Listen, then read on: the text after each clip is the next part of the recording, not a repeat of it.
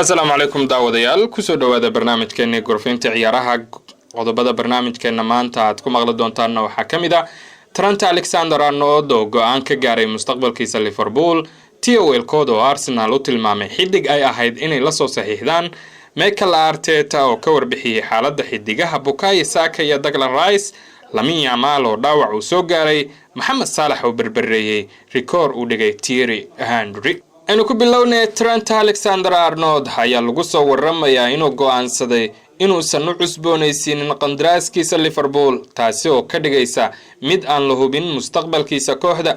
Daafaca midig ayaa la xiriirinayay inuu u dhaqaaqay Real Madrid, waxaana warkii ugu dambeeyay ay sheegayaan in Madrid ay si firfircoon u raadinayso. Madrid ayaa u aragta Trent Alexander-Arnold inuu yahay bartilmaameedka ugu muhiimsan ee daafaceeda, waxaana loo arkaa in xidiga uu doonayo in lagu xoojiyo kooxda ayaa la sheegay inay ku kalsoon yihiin inay helaan saxiixiisa, iyadoo aaminsan inay ku dhow yihiin ku biirista kooxda. Si kastaba haatee, Real Madrid ayaa digtoonaan doonta wadahadallada iyagoo aan doonayn inay ka badbadiyaan qiimaha ay ku bixinayaan xidiga. Mustaqbalka Trent Alexander-Arnold ayaa weli su'aal la iska weydiinayaa, iyadoo Liverpool ay u muuqato inay lumin doonto mid ka mid ah ciyaartooydeeda ugu waqtiga dheer, halka Real Madrid ay kordhinayso dadaalada ay ku doonayso soo xirigelinta xidigani.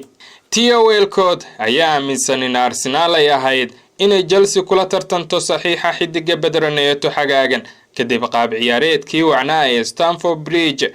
kadib markii Gabriel Martinelli uu hoggaanka u dhiibay Gunners qaybtii labaad ee ciyaarta Neto ayaa soo turtay kubad meel fog kadib markii uu shabaqa soo taabtay. Goolka ayaa ahaa kii ugu horreeyay ee xidiga Portugiiska uu u dhaliyay kooxda Chelsea Premier League xilli ciyaareedkan, kadib markii ay 54 milyan kala soo wareegeen Wolves.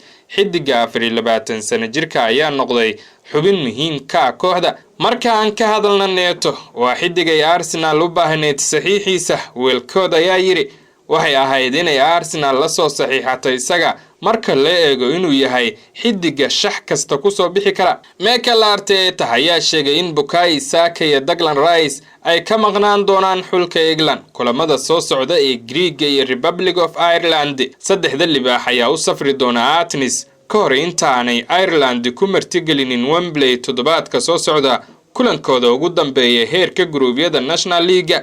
Laakiin tababaraha ku meel gaarka ah Lee Carsley ayaa hadda u muuqda mid lagu qasbi doono inuu ka maarmo xidigaha Rice iyo Saka. Labada ciyaaryahan ayaa la bedelay intii lagu guda jiray kulankii ay Gunners barbaraha la gashay Chelsea.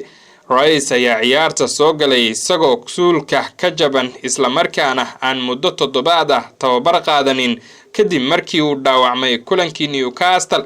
Ciyaaryahanka qadka dhexe ayaa lagu bedelay Mikel Merino iyadoo 20 daqiiqo ay ka dhiman tahay ciyaarta, halka Saka lagu qasbay 10 daqiiqo kadib dhaawac muruqa oo soo gaaray.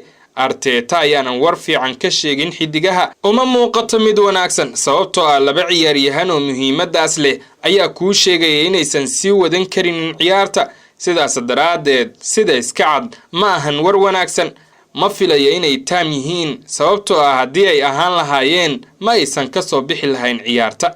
Tababaraha kooxda kubadda cagta ee Barcelona Hansi Flick ayaa xaqiijiyay in kooxdu ay ka codsatay Lamine Yamal in la fasaxo xulka qaranka Spain sababo la xiriira dhaawaca.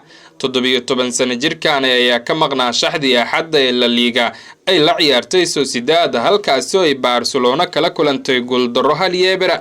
Yamal ayaa ciyaaray 90 daqiiqo kulankii 5-2 ay kaga badiyeen Red Star Belgrade bartamihii toddobaadka Champions League, laakiin kooxda ayaa xaddii xaqiijisay inuu soo gaaray xidigani dhaawac. Yamal waxa soo gaaray xanuun daran Arbacadii kulankii Red Star. waxa lagu sameyn doonaa xaaladiisa qiimeyn, laakiin xaaladda xidiga ayaa mid aan fiicnayn. Yamal ayaa looga yeeray xulka qaranka Spain ee wajihi doona Denmark November 15 iyo Switzerland November 18 ee tartanka UEFA National League dhamaadka bisha tan.